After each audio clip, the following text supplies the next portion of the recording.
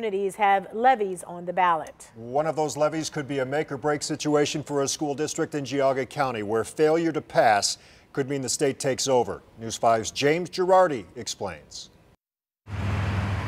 Drive around Middlefield and you'll notice the signs pushing people here to vote in support of a $5.5 million tax levy to fund the Cardinal Local School District. We haven't passed new operating dollars here since 1992. This has been the hardest test Superintendent Dr. Scott Hunt has had, and so far, he's failed. In a district this size, we have about 1,100 students.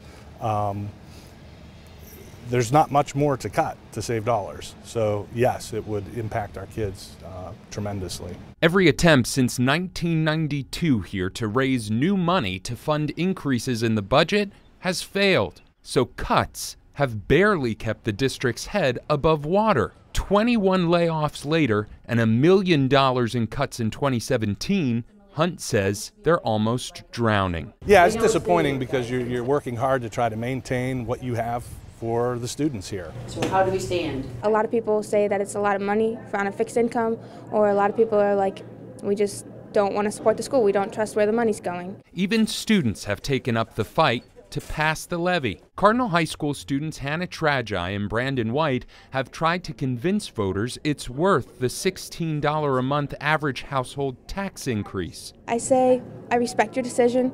I hope that maybe you can come around and change that opinion. But in Middlefield, with large Amish and elderly populations, administrators say convincing voters has not been easy. If this levy doesn't pass, school officials say the district will fall into a fiscal emergency, prompting the state to take over control and make sure they operate within their means. Some of the local control we have would disappear, and some of the things that we have to do will be told to do to make sure that we're operating in the black. For News 5, I'm James Gherardi.